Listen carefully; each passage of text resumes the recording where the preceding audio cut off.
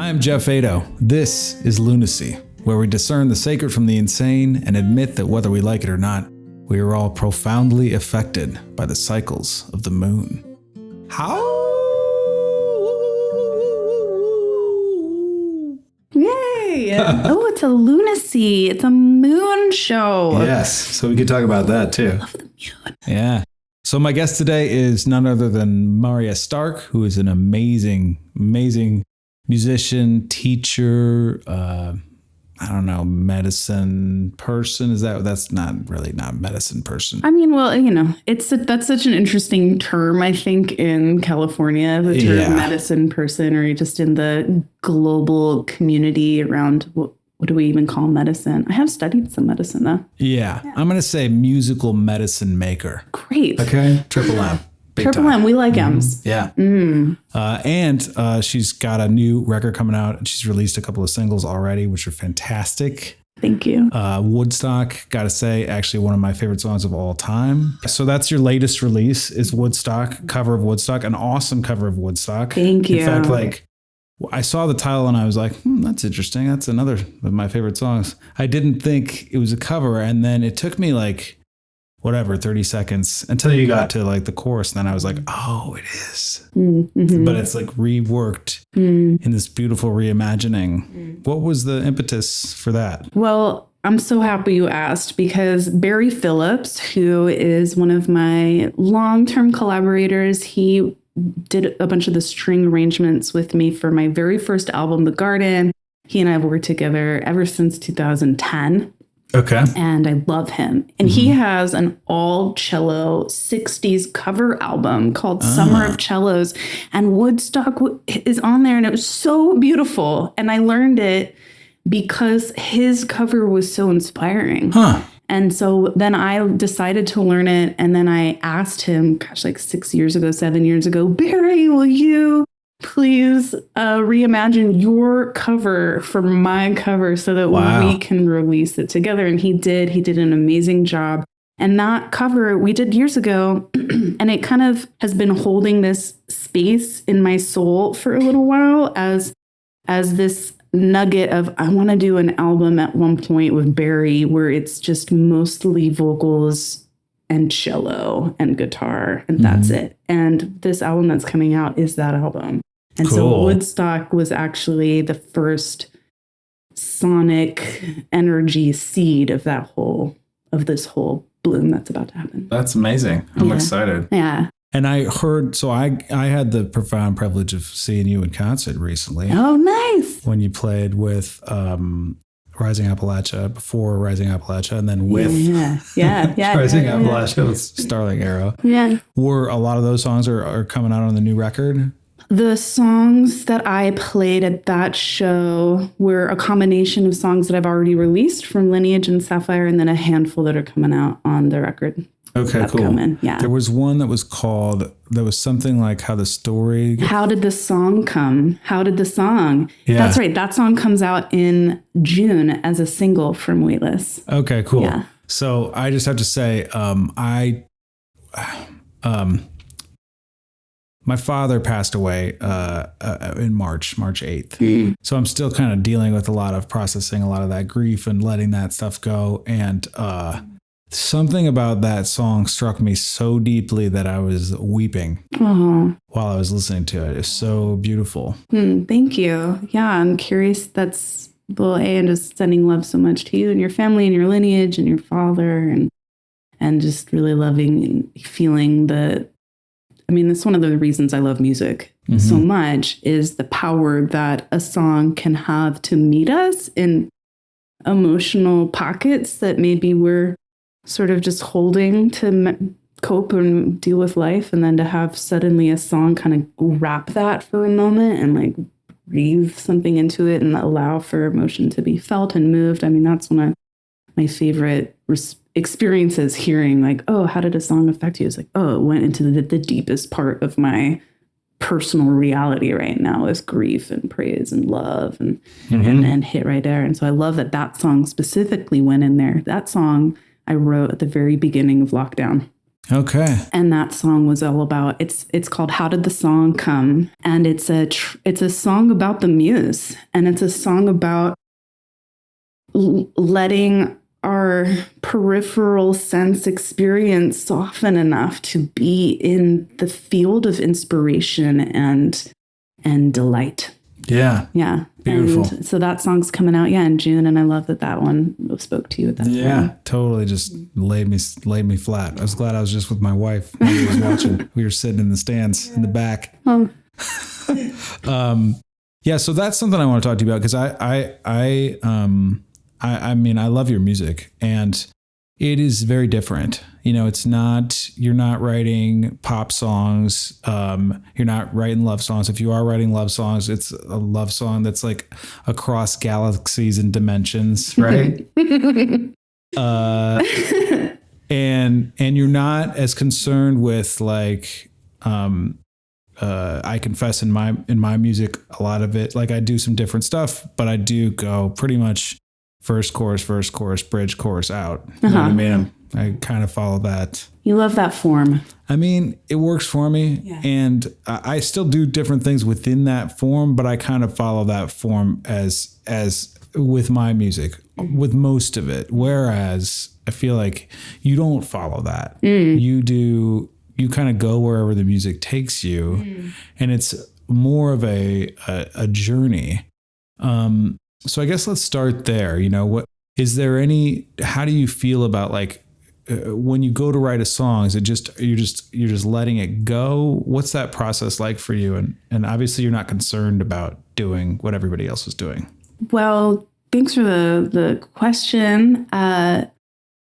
It's interesting to think about songs and the progression of how I've gone about writing songs for my whole life, because I've been doing it for a while, maybe since I was 12, 13. Mm-hmm. And I started writing songs and I tell this to a lot of my songwriting students, by studying all my favorite songs and like just printing off the lyrics. This was back like when the internet first was like happening. Mm-hmm. And I used the internet primarily to research the lyrics of my favorite songs on the radio or on the CDs that I had. And I would print them out. And sometimes they would have chords there, or I would have to figure out the chords myself with my piano, and I'd write them out. And I had a book of 100 songs like this, which for the most part were similar to the pop form that you described, but not all of them. Some of them were all over the place, like Bohemian Rhapsody. Oh, yeah. Which was my favorite song as a 15-year-old to try and learn as a cover song, because it was so ridiculous and had all these movements, and it was rhapsodic, and said it in the title. What it was. Yeah. Totally. It was just like these like chapters. I also studied a lot of choral music because I was a performance arts head. And so studying music theater and arias and all of these old folk songs that got reimagined for choir. And so I had a lot of exposure to a lot of different kinds of forms of music, so that when I started to really get into a flow of songwriting, I was drawing from all of that. And it just depended on the mood. Something like all my earlier songs probably all sound like dashboard confessional songs, because that's what I was obsessed with. And so it's like all Chris Carrabba, like mournful heartbreak. And then I got really into Anita Franco and Lauryn Hill's Unplugged album. And so all my songs were these just like 7-minute stream of consciousness, formless, spoken word shenanigan songs. And then I remember in college, I was writing these songs that was like a total like spin. But then one of my friends was writing these short, hot, cool, like songs that everyone could sing right away. And I was like, oh, how do you do that? I didn't even know that was possible. And so I tried really hard for like a year to write songs that fit into that. And they were terrible, but it was a good exercise. They was like to just be like, let's write hooks that are just 2 words or 1 word and go for that. And then, I'd say since then, like just trying on different things. Now, when I go to write a song, I mean, again, I think a lot of songwriters are different, but many songwriters I know have this experience of every song kind of being its own beast. Like some songs just come like lightning. They're quick. They're, done. And then like today I'm working on a song that I've been working on for 3 years, and it's not automatic, right? Like there was a big part of it that was automatic, but now I'm trying to arrange it in a way where it doesn't sound like 4 of the other songs that are similar to it. And it's just like trying to give it its own voice and find its own thing and decide like what's cool about it. And so it's actually kind of headier. Yeah. And trying to just like balance the listening with the joy and the pleasure and the like, ooh, I like that. And like that being enough with the intellect of architecting, seeing it in the bigger picture of where that song wants to live. Where it fits in with the whole Marya Stark cosmology of songs. Totally. Yeah. So I'd like to get in a little, I do definitely want to talk about Lunacy and the Moon, because it seems like you know a lot about that stuff. But before we get into that, I do want to touch on, as I said before, I really do feel like your music is medicine. Like if you listen to a song like Rose Lineage, or I don't know, many of the other songs that you've written, it does, without any sort of mind-altering substances, transport you somewhere, and it's to a really beautiful place. I mean, it's really something, and I feel like that's what's so genius about the music that you are making, is that it is really like calling forth something very deep in our soul as the listeners, and really like taking us somewhere, like a medicine. And so I'm just curious for you, like how did that arise? How did you come to create music in that way, and why? It's an awesome question. You know, Geoff and I were talking earlier, and he's like, is there anything you don't want to talk about? And I was like, I really don't want to talk about entheogens. But then we got into this long conversation about entheogens, and I love actually talking about it. But the truth is that I don't have like a strong sit with entheogens like a lot of folks in my community do. And it hasn't been a big part of my life in the last chapters of it. But I did, as a young person, I think, want to know what was beyond the edge of the mundane shell of consensus reality. And through my own self-guided urges to those places, found myself studying music therapy. As a college student, I found a program at Chapman University. I studied music therapy, and it just blew my mind, the frame of music as a modality to connect with people, and that as a modality, it can do all of these different things within a relationship or a group setting that are very human and connection based, and sometimes just memory based or self-reflective based. And so as a college-aged person, I was exploding in my songwriting in the context of that study. Sound healing, music and psyche, music and soul, music traditions from around the world and rites of passage, music as a bridge to connect to the intangible.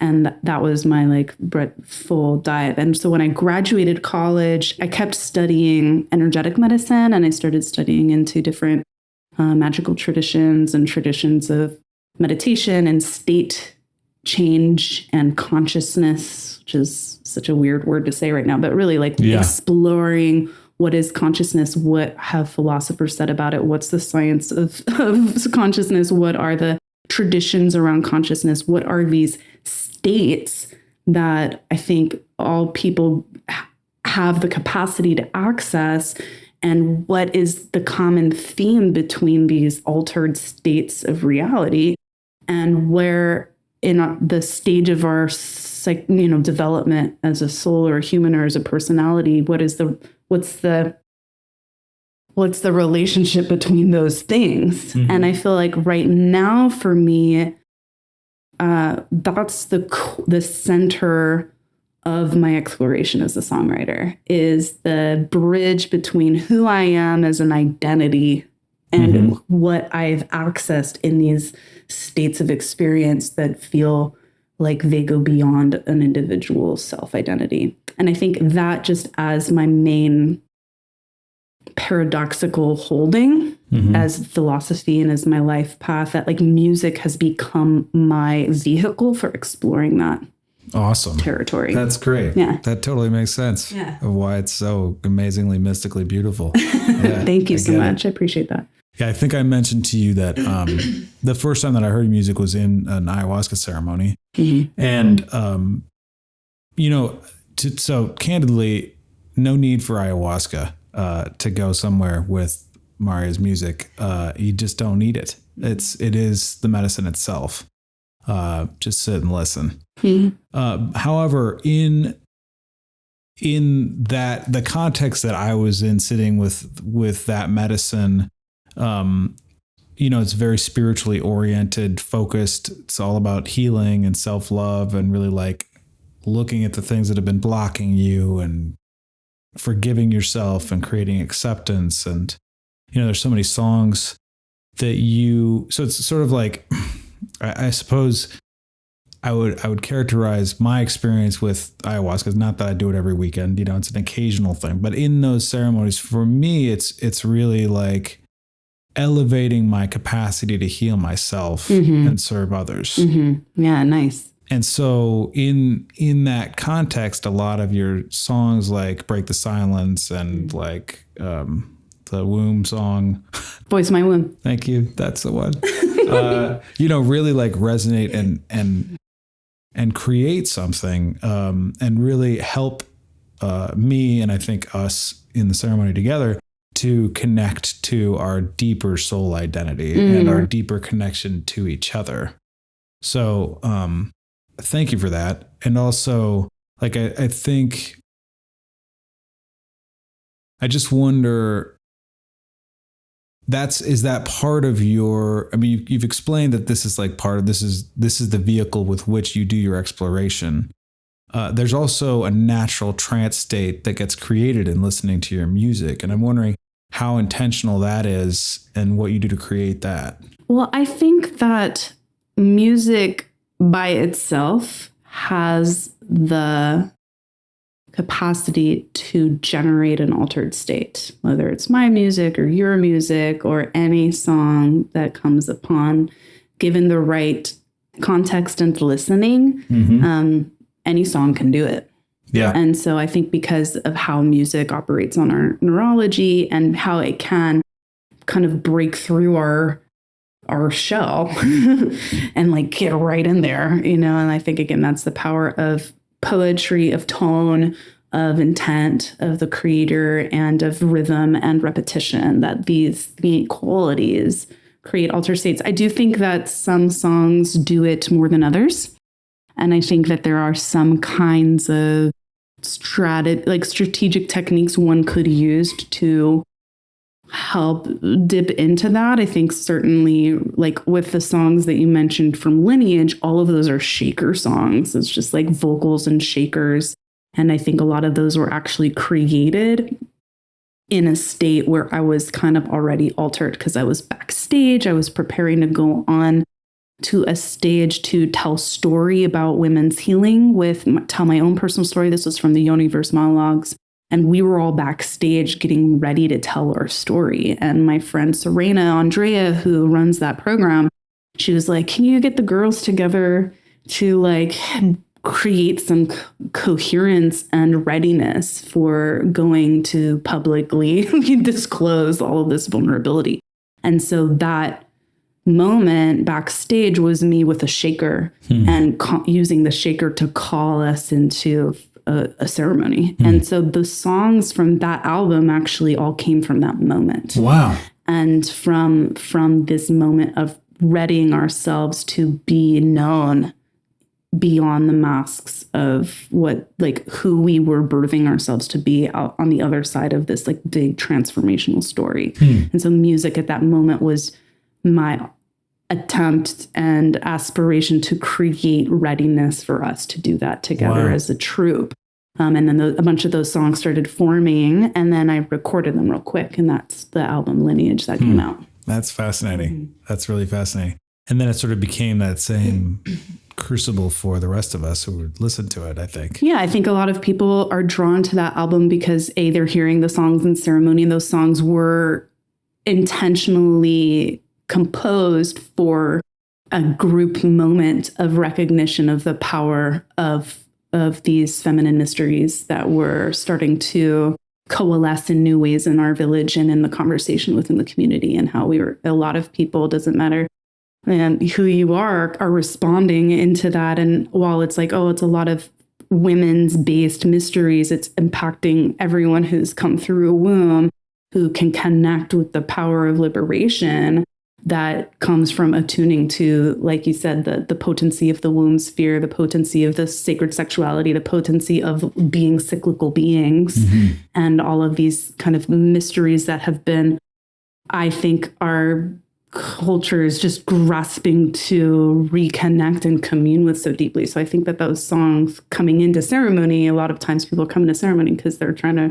do it. They're reconnecting. They're coming into their ancestral, like, hurrah, we're going to clear the ancestral lines, and we're going to invigorate our souls in reconnecting to the power of the beauty of the animist aliveness. And I think that those songs were specifically, again, composed inside of a big community project of people who are all coming together with that same rah-rah. Yeah. Yeah. Yeah, it's fascinating. I think also, I don't think I'm saying anything new here, but there's so many problems in our society that exist right now that occur out of the suppression of the feminine. Right. I mean, even I've done a lot of work on studying hunger and the causes of world hunger, and the chief cause of hunger is the suppression of women. Wow. In societies where there's a lot of hunger prevalent in different areas of Africa and et cetera, women can't open their own bank account without a man present, and those guys are usually spending that money on beer or whatever, literally. I'm not telling tales here. But then also our connection to the earth, the way that, politics are today, these days, like I think society in general is really calling for, the rise of women. Not only that, but then of course there's all of these, Mayan calendar tales of now's the time where the condor rises and we reconnect, and, like really women are rising so that we can fly together, divine masculine, divine feminine. And there's no question that your music really taps into that, like really liberating women and exploring the divine feminine. And I think really digging into, like you mentioned, sort of the sacred sexuality, that's something that's very clear that we're so utterly confused about in this society with porn. And then we don't talk about, the way the kids learn about sex these days, what I mean? Just watching some really weird shit. All right. Really weird shit that women probably don't like. Okay. Normal women, and so there's like this super disconnect with like, no, wait a minute. Sex is like this sacred act that brought each of us into being. And there's no way that we get here without that. And really like, just honoring that divine nature and how we came here. And I just wonder, like, because that's one of the reasons I wanted to talk to you, is I feel like you're really like, your music really tackles something that's so necessary to the healing of the planet and our society. So I just would love for you to speak to that, like, thank you, as a champion. Yeah, a champion of restoring balance wherever possible. And I know that one of my students actually brought this to my attention. I forget who it was, but I remember being so touched. So shout out to the Rose Bard community in the Voice of My Womb temple space, where I share songwriting and vocal alchemy with women that's based on the lunar wisdom and cyclical wisdom of the womb, and as many aspects of returning to that balanced understanding of rising and falling, and making space for all of those parts of the self to restore and come home. And so because that's a space that's dedicated to liberating the voice of the feminine, and just really holding the image. It was so beautiful that because of the frequency that women's voices have tends to be in like a higher range, just in terms of sonically. Yeah. And if there's a lot of, if we can think of on planet Earth, every species having a specific frequency or tone, that their vocalizations contribute to the orchestra of a planet. And that the plants have their own, the dolphins have their own, the birds have their own songs, and that the humans' voices have been imbalanced in terms of what voices are actually heard. Like, for example, how many, the difference between how many female music producers there are to male music producers is very imbalanced in terms of how much the music that's out there. Just in general, it's like 85 to 15% kind of ratio. And so a lot of the festival lineups are the same kind of ratio. It's changing, but just as a metaphor, just on a music level of what would it be like if that was inequality, and not to quiet anyone's voice or diminish the potency and the beauty and the significance and importance of the information held in a body's voice, but to liberate and start to become and tend to, in the community, who are the voices that are most often being heard? Is there balance? Are we getting the full range of information, just even on the spectrum of the frequency of the beings in the room and what's being represented? So that's, I think, a beautiful picture in terms of restoring balance to the song of Gaia, is to make space for increasing the more women's voices to be online. And for women, so many of us, it's just undoing generations of self-silencing, generations of liberating these like energetic blocks in the throat that are so deeply connected to the womb and to our creative potency, and just even abiding in a space of safety in the body around sexuality and expression. And how does that then relate to the kind of energy we could even bring to our beloveds, to our counterpoints, whether we're in relationship with men through sexuality or just relationship with them through in just the village interactions that we have, and our family interactions. So those are some of the things that I would say about why I feel so emboldened and passionate to steward spaces for women's voices to come online and practice and playing and sharing more, and why I feel why it tends to be a common theme in the music you'll hear me produce, because it's the most common conversation I'm having with my community in service to balance. Wow. That's awesome. That's great. And so you mentioned that a lot of your music is also sort of related to the moon and like the womb, and my show is called Lunacy. And, so I'd love to hear a little bit about that. Like, how does that work for you? And educate us a little bit on some moon stuff. Oh my gosh. Well, I just want to shout out to one of my teachers, Josh, and his podcast called The Emerald. He has a whole moon episode, which is amazing. It's amazing. It's so wonderful. We love The Emerald. Shout out. Yeah. Me too. Awesome. Such a good. I took his Singing the World into Being. Oh, cool. Course. I'm in his Mythic Body course. Oh, yeah. Awesome. We love. Go Josh Ray. We love Josh Ray.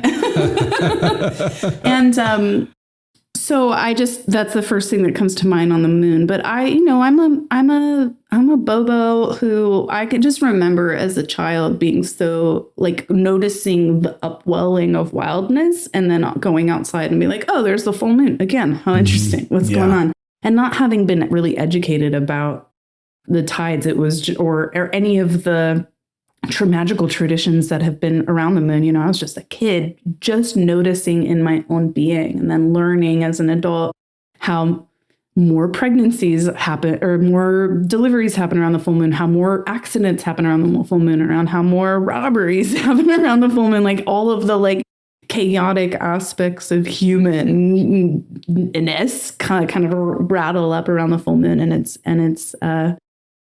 it's researched and well documented. Which, so just from that, like on a contemporary modern level, I find that really interesting. I find it from a more philosophical level. I mean, there's a lot of ideas around what the moon is and what it isn't.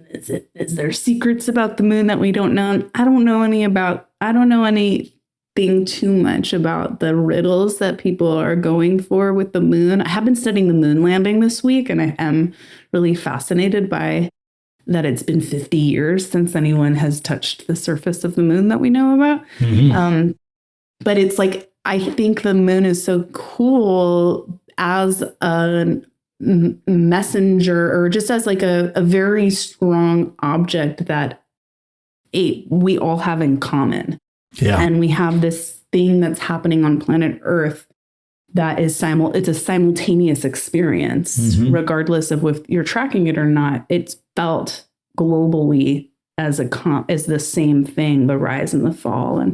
And so for me personally, I think any experience like that is really interesting in terms of what is a unifying principle, what can unify human beings into a common perspective taking. So moon is one of those things that we have mm-hmm. as a species to have common perspective around, or to have some kind of, we all get to look at that and like witness the changes and philosophize about that. There have been moon stories and mythos all around the world. Like, everyone's curious about the freaking moon. Mm-hmm. And the thing that I really aspire to convey in my music is both the moon is the muse, mm-hmm. As just this like Lady Luna, won't you be my lover? And like, won't you, take me on the journey of like all of your phases. May I know love in all of the faces of the moon. Mm-hmm. I have this song called Lady Luna, and it's all about making love to the moon, being in love with the moon in all of her phases. Yeah. And similarly, it's one of the things that I really aspire to convey in my community,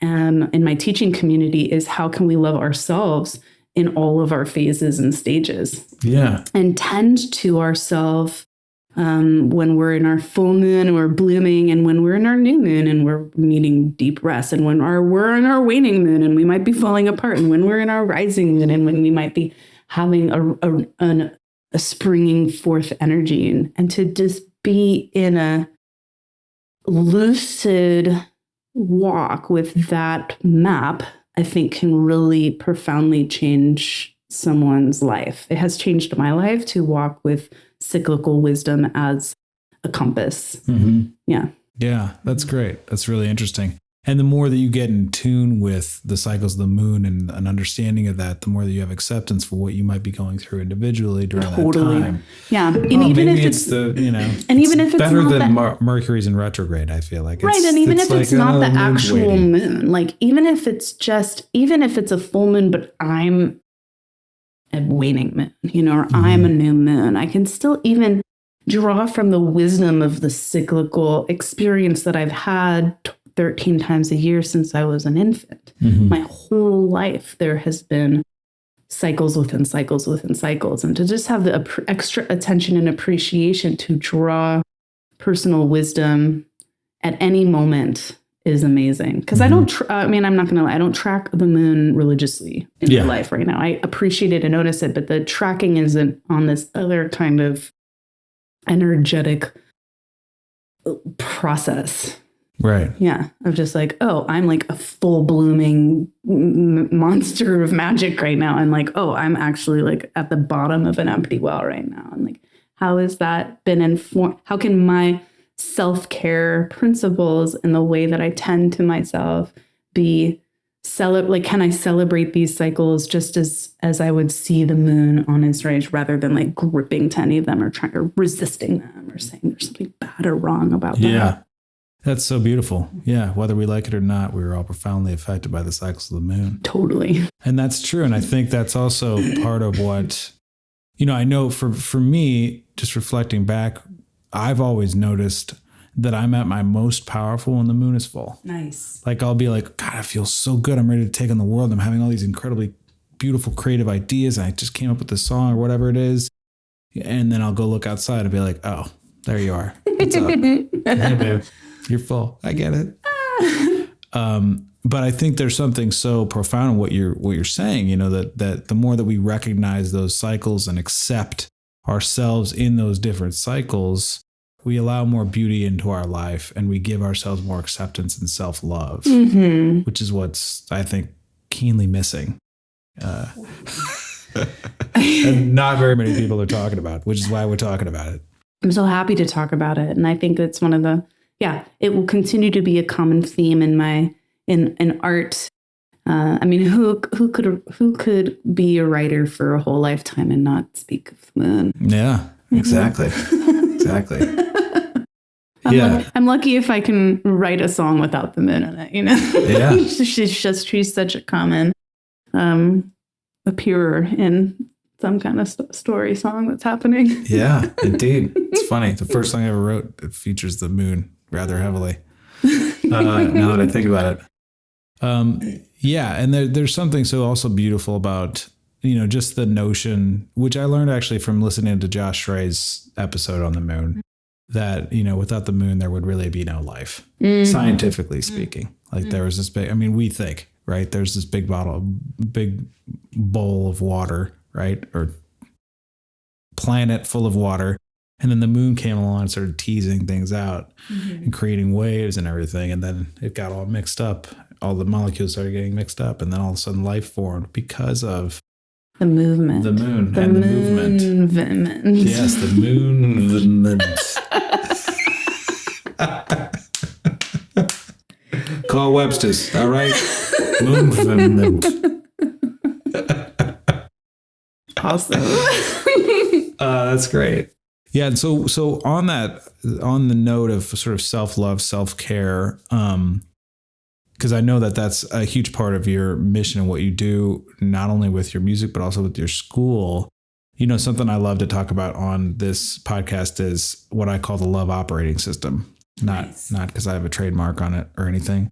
Just because I like that idea. Yeah, I like that idea. I think somebody else probably has it. And I just don't give a shit. Okay.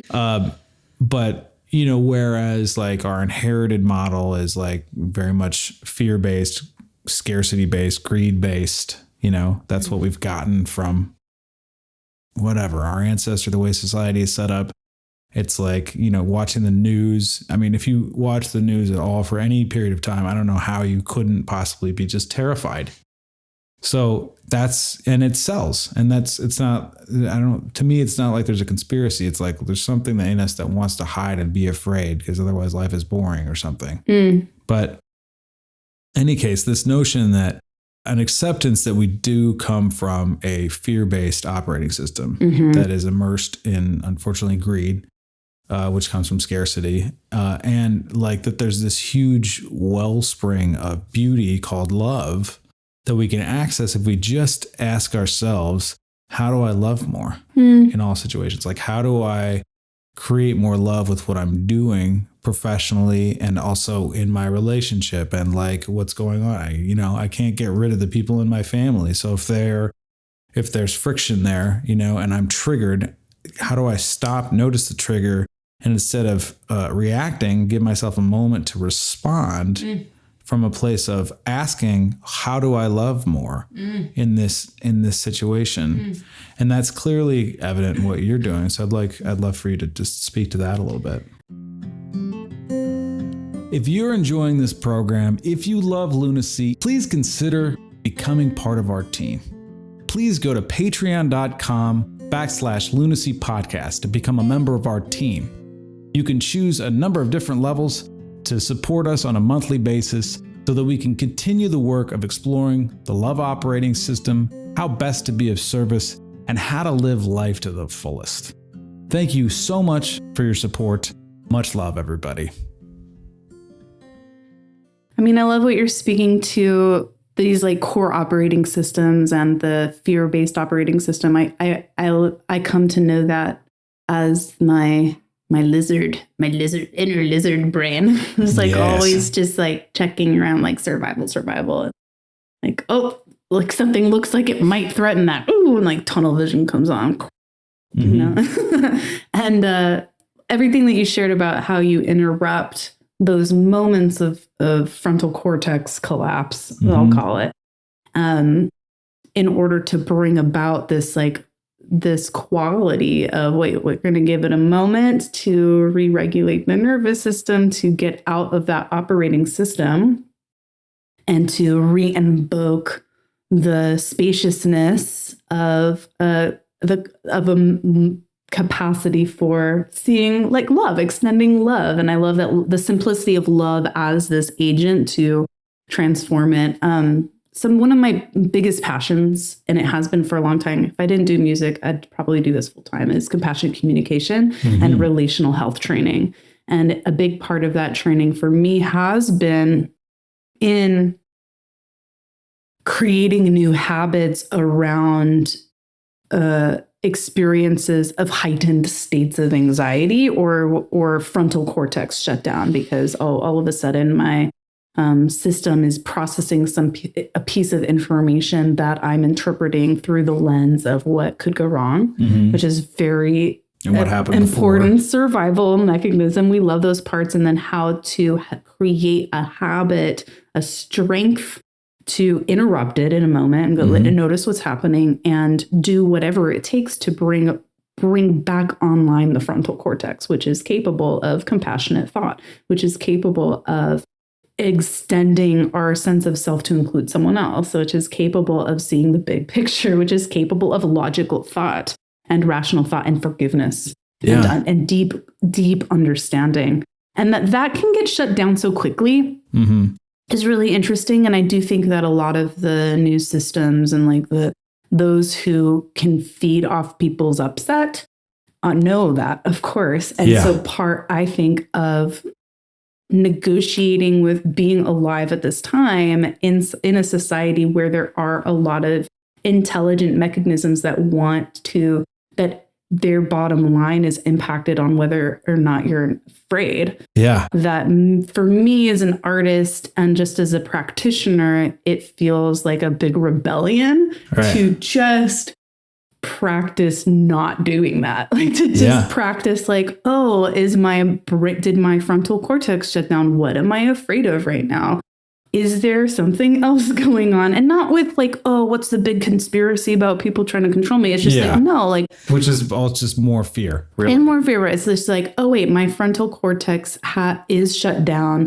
Let's take some deep breaths and bring in a re-regulation of a nervous system that can actually bring things from this like gut level collapsed fear into a part of the nervous system that can actually regulate and track somatically with other human beings, which is this like whole social nervous system. This isn't trivagal theory, polyvagal theory. And they say that like with the first collapse, we're just connected to the fight or flight response. Everything goes in and we're like, fuck this.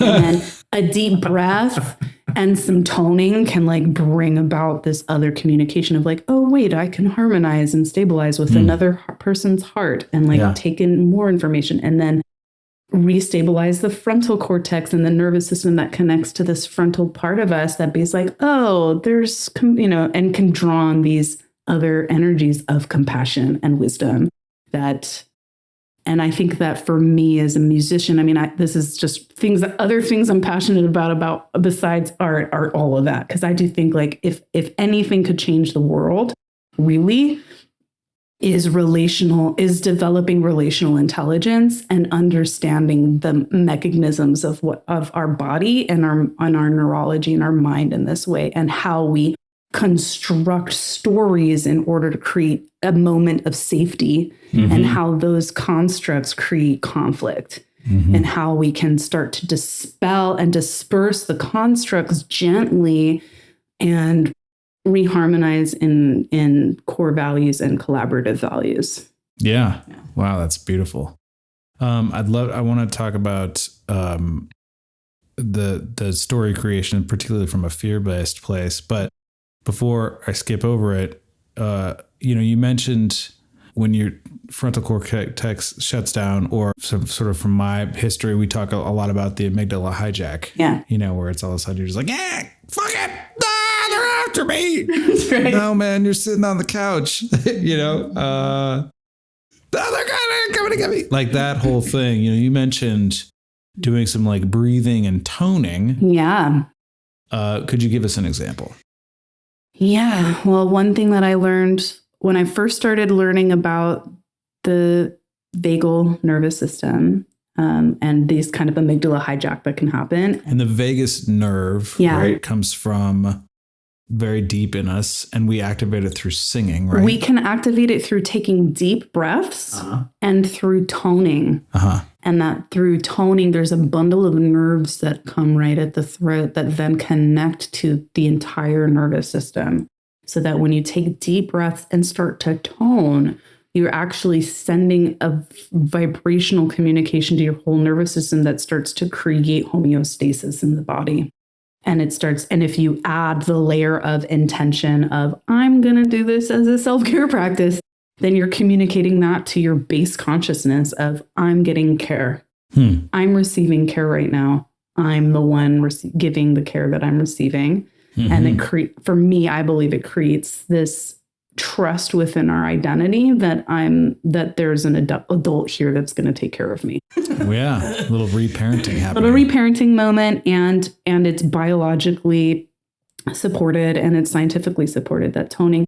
And from one perspective is that it's like if you're singing and toning and through time you start to regulate, both you can like discharge the anxiety and you can create this nervous system response where the homeostasis comes online and you're changing your brainwave state a little bit because then you're doing this tone, and the deep breathing creates relaxation. It's like happening on like 20 levels. Yeah.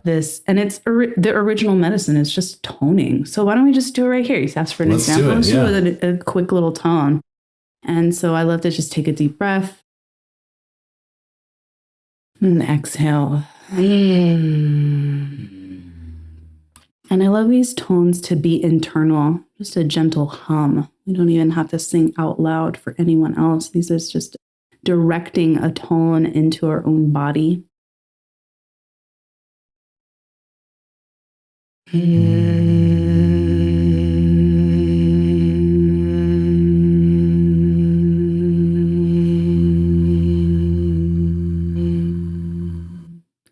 With this next tone, I love to just add this extra layer of attention, bringing attention to the center of my heart. They say that the center of the heart is the seat of the soul. And so we can let the sound support us to arrive at this center point, our soul sitting in the throne. We call this tone home.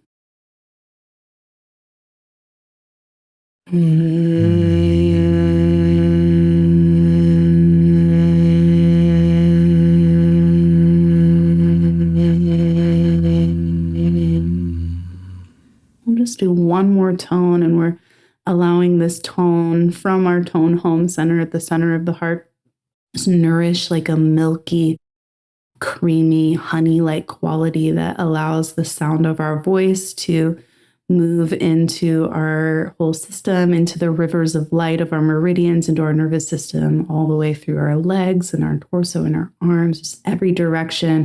We're imagining the sound going, resonating, and bringing some kind of quality that we want to bring in, more compassion, more love, more presence. Taking that deep breath in.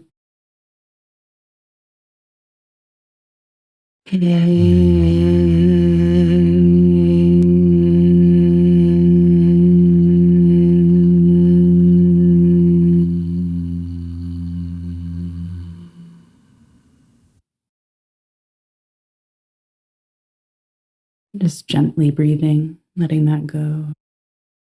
And just noticing the difference in the system, noticing the difference in your breath, noticing the difference in the quality of your mind, noticing the difference in the particles around your body, if they're moving differently, if you can feel them differently, if you can feel any difference in your body. And then just bringing our hands to our thighs and opening our eyes and saying, hey, I'm in this body here in this moment here, back on the Lunacy podcast. Studio, yeah.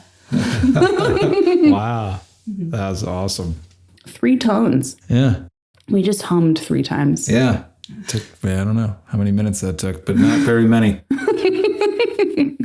That's great. That's so beautiful. And what do you notice for yourself? Have it just like taking like a moment to hum like this intentionally? Yeah, like a much deeper level of relaxation. I just feel more at home in my body, bringing like kind of when you said, the last one, what are you calling it? I was thinking like just purpose and knowing that I'm living my purpose and this is it right here. Welcome to my purpose. I love it. Yeah, and just like a deep, just groundedness. And it's, I meditate every day, almost every day.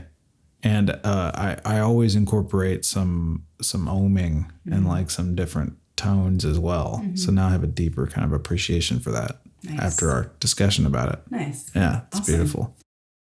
So, yeah, I do want to also touch on that. You mentioned like that we're constantly creating these stories so that we can have this point of safety at some point, which I also find absolutely fascinating.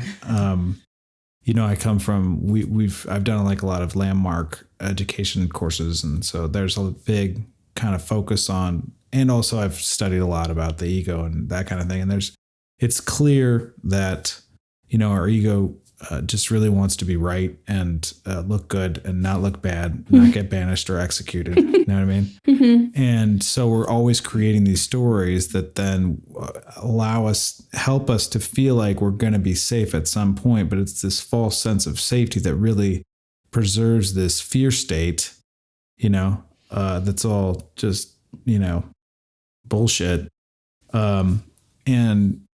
And yet we do that because especially if there's been trauma, we've experienced the trauma. We didn't process the trauma because nobody teaches you how to do that in this society. Mm-hmm. And then we hang on to it in our body. So then we have to recreate it so that it can get exercised, which it never does. Because again, we don't know how to deal with our trauma. Damn, humaning is so hard. Yeah, really.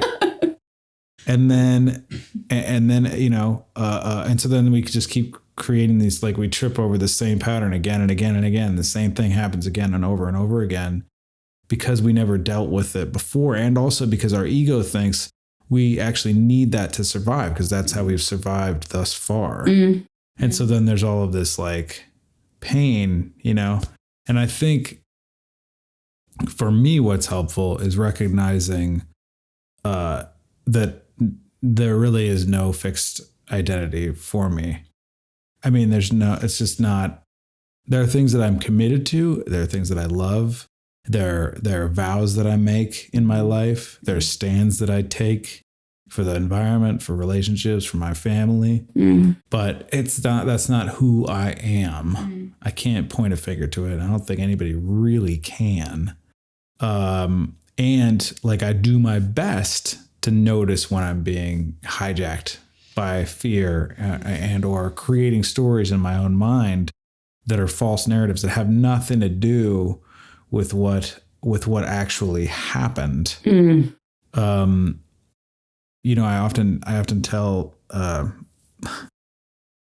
was this moment that I had when I was 16 with my father where like we're doing this musical at my church, very relaxed Christian church. And we go out, we're singing the Lord's Prayer, and I reach down to grab my dad's hand. I see him in the audience. I'm like, oh God, this is like a really good moment for me to bond with dad who never comes to church and also like doesn't really get what I'm doing with music and stuff.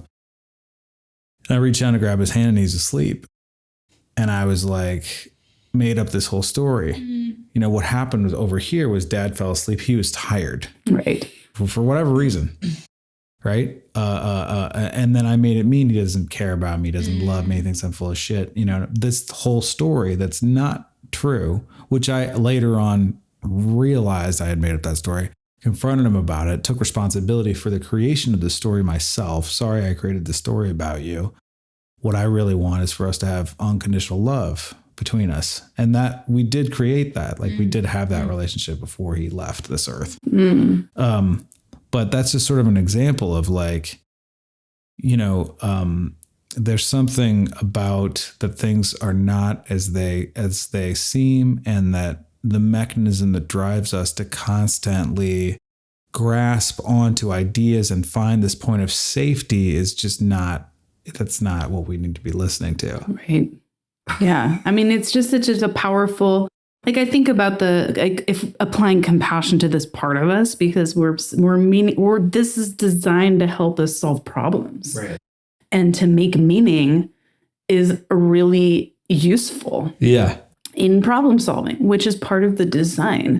And so it's that thing, I think we're talking about soul, like the difference between soul and identity, and then like what the mind can do, and all of this like soul embodiment work that a lot of people are interested in right now. I think at the core level is sort of like dismantling some of the inherited fear of scarcity, which is part of just like in our limbic system of like, there's not going to be enough. Are we going to survive the winter? What's going to happen? Like this like inherited, how do we transform this inheritance and allow more space in this body for aspects of soul to come online, which I believe that humans have a real capacity for compassion and love and care, and that these are signature qualities of humans at their best. Yeah. And that Agreed. Is like the expression, there's these like pure energies, and that like we come to planet Earth and we get to explore these like bodies, and we are like going back and forth between these like survival mechanisms and like loss and chaos and grief and inheritance, and like glimpses of the soul of like the unified, compassionate being. And this comes back to what I was saying earlier, where it's just like these state experiences where we remember who we are and who we've always been, and like what are the arising qualities of the nature of being a human being, and then this like identity shells that we form to survive in a world that's just moving through chaos and order with the cycles of the moon. Like, here we are. I was like, it's very exciting to be alive, and to like, I aspire as a human and as an artist in my own development and my own journey as a soul to continue to like, what can I do to fortify my relationship with the qualities that I know are unfuckwithable, and that I'm probably, my compass about them is not going to change. Right. And my celebrating of those qualities in myself and others is probably not going to change in this lifetime. So how do I continue to be responding to those qualities and understand who are the selves that formed at various points of the lifetime, because it was overwhelming. And because there was just too much going on at that moment, that the system just collapsed, and then it like froze in with this information. And then it's just still like untangling itself a little bit. And it's really interesting fodder for philosophy, for art. I mean, I think that's one of the benefits of being an artist, and one of the gifts that artists have for my own life and for my life to receive other people's art, is that we have now a vehicle to process and digest and tell new kinds of stories about that, or own the stories that we have in a good story, or tell the stories, the common stories of humans losing their minds, or like falling from grace, or not having a clear view and then having to reckon with that later. Like, these are also powerfully core archetypal movements of human beings. And I was just in this conversation with one of my best friends, Tessa Shields, yesterday, who was reminding me of this, because I had just gotten sick, and I'd kind of just been like, why even art? Everything's horrible. And like my chi is just like, whoa, like I'm at the bottom of the barrel in terms of energy. And when you don't have a lot of energy, you don't have a lot of like inspiration. Right. And it can be very confronting if, like, for me, it's very confronting to not be inspired, because my whole identity is completely about being inspired, and staying inspired. And I feel like I'm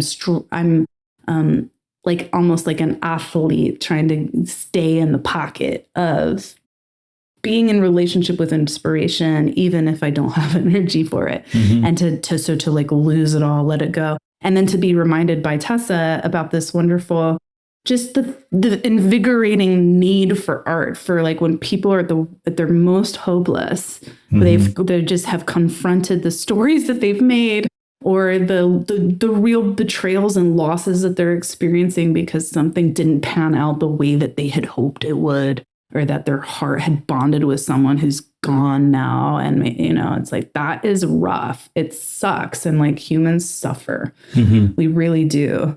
And to know that there's art in the world, that there's still something to like move towards, that like keeps us waking up and going like, no, you know, I'm going to keep moving towards the qualities of things that are worth living for, that they're worth fighting for.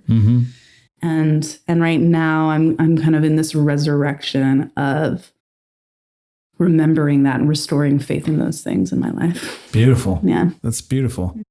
I want to ask you about, well, first of all, I can totally relate. I woke up the other day and I was just like, I'm such a failure. I had this overwhelming feeling that I was like just a fucking complete failure, and that I just hadn't done anything. And like, and I couldn't, and it's also after like, I just went off and shot this music video, and I interviewed my friend Autumn, who's like, you know, was an amazing discussion. And she's also very like, she's a movie star. She's a Hallmark movie star. So like I've been accomplishing things and like doing things. I feel like I'm in my flow, but still I was like, the voice of failure was so strong for me. I was just like, man.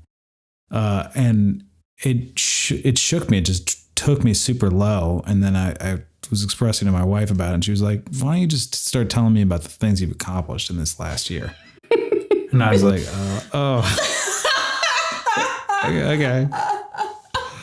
I get it now.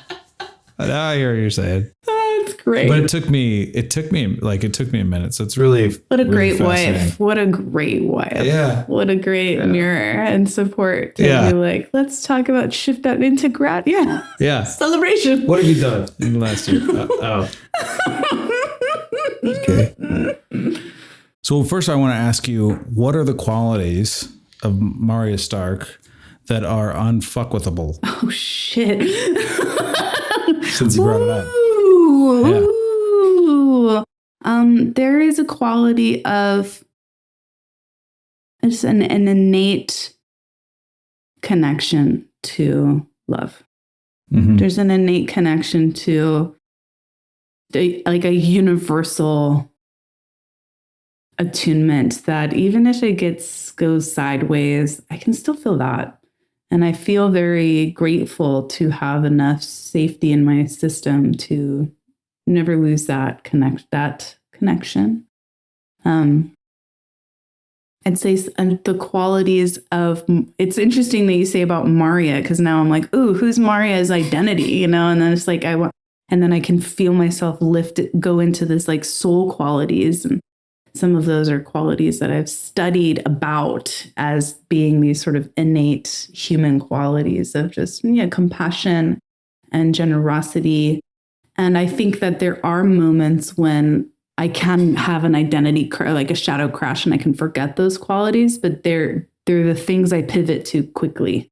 And so I feel like I do feel intact with those parts, which I'm grateful for. And can usually pivot pretty quickly if I have a nervous system like Bobo moment, meltdown moment. I can usually get back to generosity of spirit really quickly and compassion for someone else's experience pretty quickly. I'm almost to, I think because I've practiced within the compassionate communication modality a lot, I will pivot into what is someone else's lens, what could be right about what they're feeling and thinking, even if I don't believe with the trip that they're on, like just the pain that they're in, and extending compassion to them. So I feel like that quality is very alive in me. So generosity, compassion, and love. Generosity, compassion, and love. And yeah. That's awesome. Beautiful. What about you? Justice. Like there's a big justice bone in me. I feel like for the planet, for women, like I'm deep in this mind struggle right now. Are you going to that meeting on May 10th? I don't know about this. Please come. Oh, I think I'm out of town. Is it a local thing? They're trying to reopen this Idaho, Maryland mine. Okay. So, which would really profoundly screw up this whole area, quite frankly, with like asbestos and toxic waste and draining people's wells and draining the aquifer and a million gallons a day. So there's a justice bone. Yeah. For sure. Definitely love. Like, there's like a fierce love thing where I feel like, it just doesn't make sense to me that we don't tap into that more.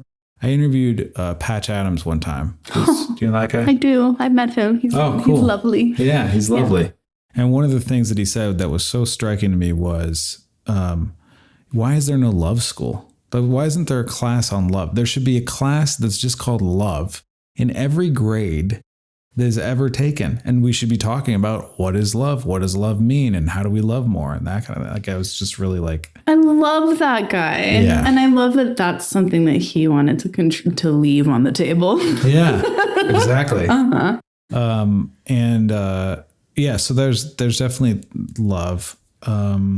I mean, I have a lot of loyalty in me to friends. I would say friendship too. Friendship's like a really deep thing for me. It's really really important. Yeah. Thanks for asking. Yeah. Fun to hear. Fun to feel into these qualities. What are like people's character strengths, and what are the qualities that we aspire towards that keep us right at those growing edges of navigating our shadows and negotiating with our trauma so that we can continue to arise as these qualities that we value in ourselves and others, and that like they become these luminary essences. Yeah. You know, they're almost like I could see them as fairies themselves, you know, these like inspirational qualities that we can continue to build relationship with ourselves. Yeah. That's great. Yeah. So I'd love to hear a little bit about your school. We're kind of getting closer to the end of our conversation, but tell me about what's the Muse School. I have a space called Temple of the Muse, and I teach a number of different kinds of courses there. Some courses are about straight up songwriting and muse cultivation. I do this for myself in a series called Courting the Muse. I'll be running Courting the Muse again when Weightless comes out, and we'll just be exploring the muse of those songs.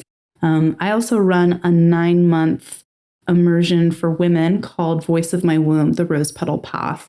And that is a space for women to explore their relationship with their womb, with the various rites of passage that are connected to the womb gates and the blood rites.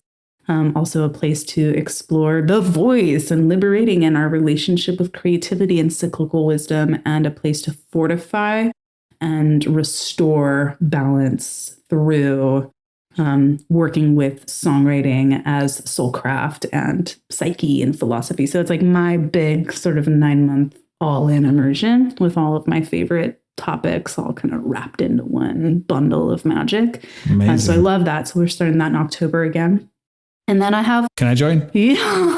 We're going to do for the gents, for the non-womb stewards. For the non-womb holders. For the non-womb holders, there's some other spaces. I'm starting to teach some more compassionate communication and relational wisdom pieces with my partner, Fajun. So we have some classes coming up this year, which are going to be, studying inner alchemy in partnership and studying compassionate communication and relationship schools, and how do we love? How do we love better? You know? Yeah. How do we love better? How do we love ourselves better? How do we love relationally better with skills, things that we can practice and collaborate on in terms of intimacy games and learning? So that's new information. And then I have a great course called Vocal Core Resonance that I taught with my brother, Elijah Ray. That's all of the kind of the vocal toning things and using the voice specifically as a practice for connecting with the soul, to connect with the self, these quality and generate and cultivate these qualities. We feel like that's like a sound healing mystery school for people who want to work with the voice as a vehicle for self-knowledge and cultivating freedom with the voice. So that's all gendered as well. Sign me up for that one for sure. Vocal cord resonance. It's super fun. We love it. And can people find this at your maryastark.com? They can come to marya-stark.com for my music website. You can just go to the temple page, or you can go to Temple of the Muse. Also, if you go to any of my social media, in the link, it'll drop down and go into any of these portals there as well. Nice. That's cool. Very cool. Yeah. So you really come to music in kind of a more feminine way, and I'm pretty masculine. What do you think that means? What does that mean for you? What's a masculine way of coming to music? I don't know, honestly. Now that I'm thinking about it, I do actually feel like the way that I interact with music and the way that I create music is very feminine. It's very creative. I mean, it's like that space where some of my music, I guess you could say, is like I have a lot of, I don't have a ton of like more passionate songs, but I do have some more passionate songs for sure that are about things that I really care about. Like Wells Run Dry is the song that I did about the mine. And that's super passionate. I have another song that'll come out on my record called Blame. That's about the blame game. Blame game. Don't play the blame game. You know what I mean?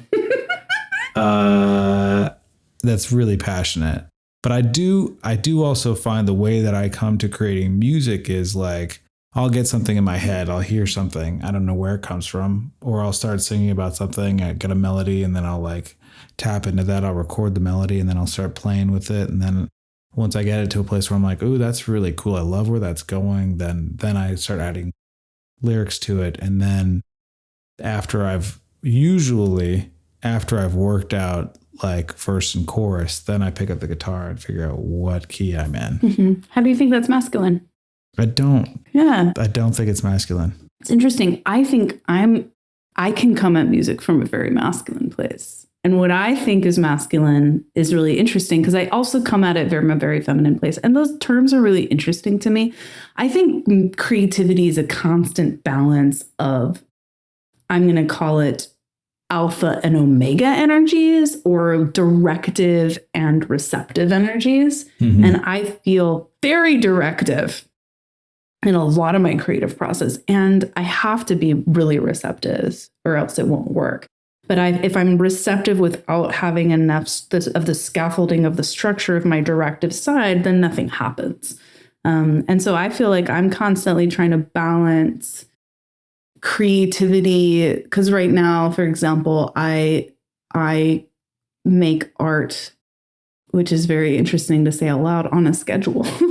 I have a lot of structure that I have established and put in place to contain the amount of spontaneous ideas that I've had in other cycles of my time when I was more in spontaneous cycles. We'll call that feminine, or we'll call that like flowering and like radiant moments. It's like, okay, well, what do I do with all this? Like all of this needs some containment and structure. And so I've spent years figuring out what kinds of structures work for me. And they're always changing and always evolving to be able to like direct the fountain towards the kind of logistical steps that it takes to complete something. And some of that you can't force, and some of that you can't have too many rules around.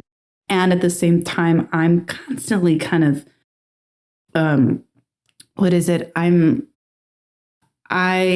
I feel excited to rebel against my own sense that music has to come from a place of like spontaneous inspiration. Like I challenge myself to create when I don't want to. Right. And I challenge myself, and that's where it's like having it on a schedule. It's just like, well, I didn't like today I worked on a song, and like left to my own devices, I would not have worked on it. I would have probably like sat around with it longer, but I have date tomorrow that I scheduled to take the next step on this project that I'm working on, then that song's the next thing I have to work on that project. So today I had to sit and with myself and be like, cool, can I summon some freaking containment around some energy so I can get into the experience of softening to listen to this, like the impressions that would base. So it's like the masculine part of me or the directive part of me set the creator, pulled the thing over, take the action to pull the microphone over here. And it's like, we're going to do it for the next 20 minutes. And then this receptive part of me goes, okay, I'm in the container. I say, yes, I'm stepping in. I'm going to fantasize about this for a little while. Yeah. And can I get into a flow? I got into a 20-minute flow, which is awesome. Yeah. That's fascinating and also super useful because that's something that I struggle with too. I do a lot of things. I mean, I'm doing this podcast and then also I'm a musician and then I write songs and I multi-passionate. Yes, quite right. From you. I do some comedy as well. Lovely. I couldn't tell. So like, how do I contain all that? And part of like my journey is like, oh, well, the more like, there are certain things that I'm very good at scheduling. Like here we are. Mm-hmm. And we set the schedule and like podcasts, the music video shoot. Well, I had a huge shot list and I knew exactly where, aside from a couple little, I didn't do this location scout, whatever. It was fine. Okay. Some information for next time. Information for next time. Always make sure that step is included. Must scout location for sure. Make sure that it's good. Although to be fair, it totally worked out. So I'm good at scheduling certain things. And if I start writing a song, I'm usually good at being dogged in my determination to finish the song before moving on. Like I'll wake up in the middle of the night and write more. And like, until I've got it down, then I'm like, and I can play it. Then I'm like, okay, now I can move on. Nice. But it's not in a schedule per se. Mm-hmm. Certain things are in a schedule, but not everything is in a schedule. So I'm just curious because I know also part of your deal is you're juggling all of these things. You know, you teach, you're in community, you perform and you write and you produce. And so like, what does your schedule look like logistically? Right now, it's depends on the season I'm in. And some seasons are like I was during lockdown times in a season of a lot less of certain kinds of things on my plate. And so I had a lot more time to write. So I wrote a lot. I wrote so much music, 2020, 2021, tons of music. And then that kind of created a plethora of ideas and things to draw from that I probably like, if I didn't write a song for the next 5 years, like I have enough to do for in terms of the next stages of what I have agreed to with my muses of like what a finished song gets to be alive in the world, you know, which isn't just about writing it anymore. It's like making the time to produce it and learn it and play it and play it out in the world and get feedback and decide if it wants to be part of my repertoire, if it's just going to be a documented song and then I move on, which happens more than I think it's going to, you know?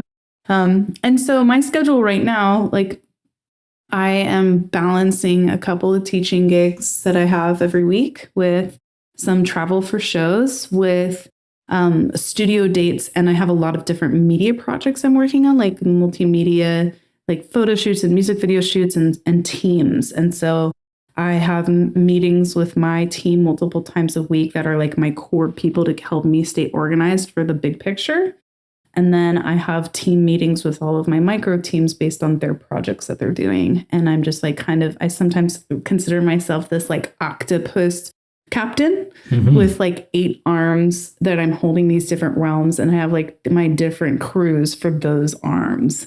And I feel like, and I balance of like, just just like checking in with all the arms on a regular basis. And then for my like writing right now, because I'm working on some concept album projects, I have songs that were written that then became part of this. And then I have songs that I'm writing for the concept. And so it's more like I have to meditate on the concept and talk it out with my producer. And like, I like to talk a lot about of like where I'm having resistance and the philosophy of what's happening, and then rest.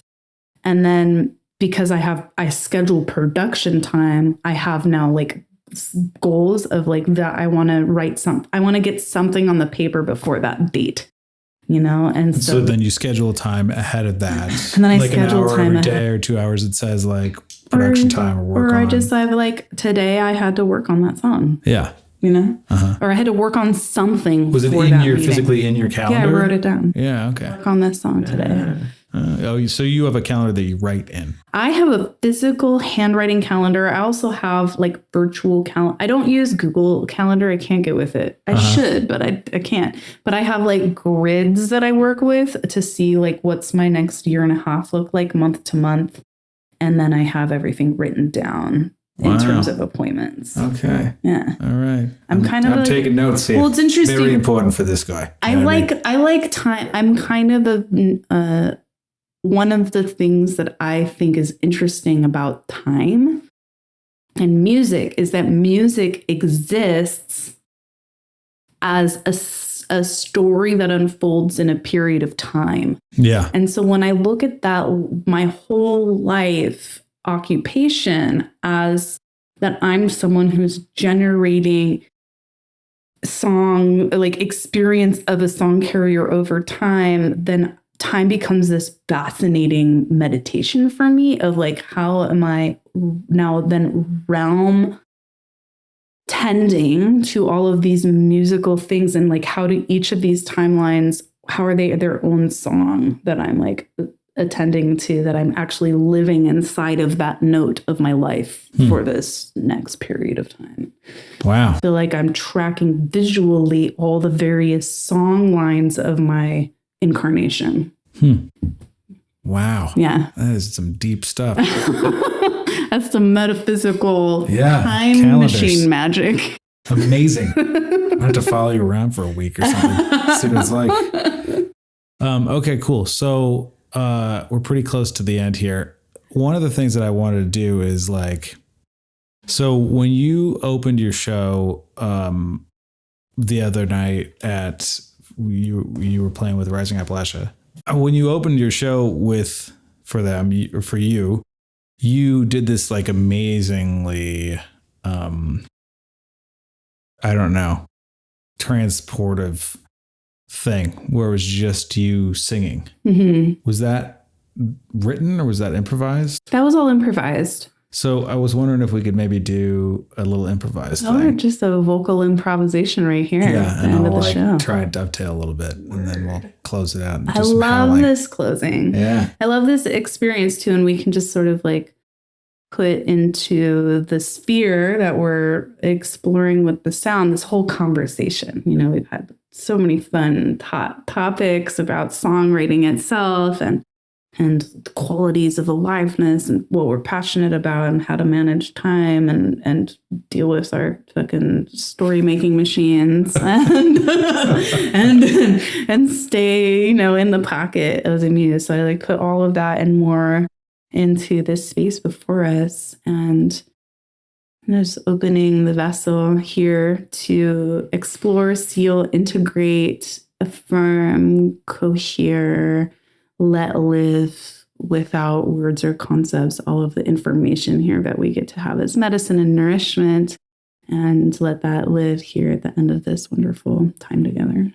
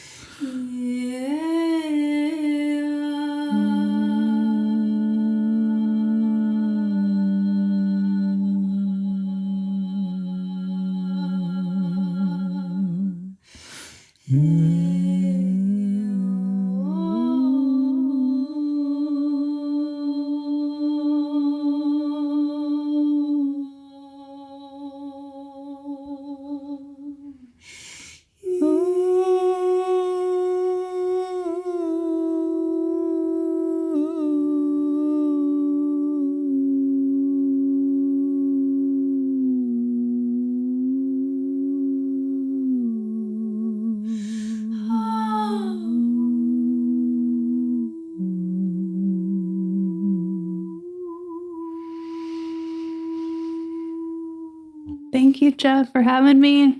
Thank you for coming. It's been really fun. Yeah. It's a really good. This is really maybe good conversation. my favorite podcast conversation I've ever had. Boom. Dropping some faves. Okay. Watch out, world. Let's see. That's great. That's beautiful. Yeah. So first I just want to acknowledge you and thank you for coming on the show. I really appreciate you accepting my invitation. Mm-hmm. And then I want to acknowledge you for being such a powerful voice in the world for women and for people's creative voice. You know, there's not a lot of musicians out there that are so like giving and want to also spread the love. I really appreciate the cooperative, let us all rise together spirit of who you are in your music and what you're about. So thank you for being that way. Mm-hmm. And also I really want to acknowledge what a powerful woman you are. Mm. Like it's really inspiring. Mm. I surround myself with empowering women and empowered women. And I just really appreciate that because I feel like it's such what the world needs. And you're such a great, not only example of that, but also like bridge builder, gateway, teacher. So thank you for being that. And then people can find your music from Marya Stark wherever they get music. Yeah, Marya Stark. Everywhere the music's go. All platforms. I've got some special sauce playlists available for you on Spotify that include Marmar and my people. Some other people's, yeah. And Temple of the Muse is where we can wrap around all this cosmic song stuff. Yeah. Open up our frontal cortex. All right. Get ready to have your mind blown. That's great. And then, and the album comes out when? Weightless, my new album, inspired by the signature sound of vocals, guitar, and layers of cello, is going to be out later this summer. I haven't decided the exact date yet, but probably around the end of August, beginning of September. So look out for it. I'm going to be having a big old party here in Grass Valley, Center for the Arts. Yeah, I'll be there. Check it out. And we've got some more singles coming, some more music videos, some more stories that we're telling. And I can't wait to share this body of work that was created in the cocoon of lockdown, kind of like midway through. Right after I released Sapphire, actually, I went that next day, I think, right into the studio and started working on Weightless because we just had the time.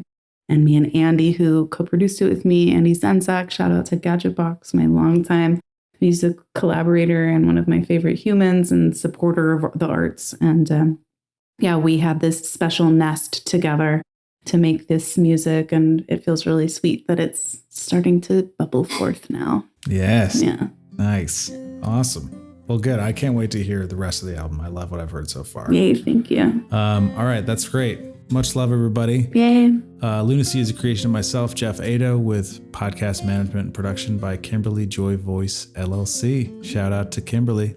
Much love. All right, everybody. See you next time.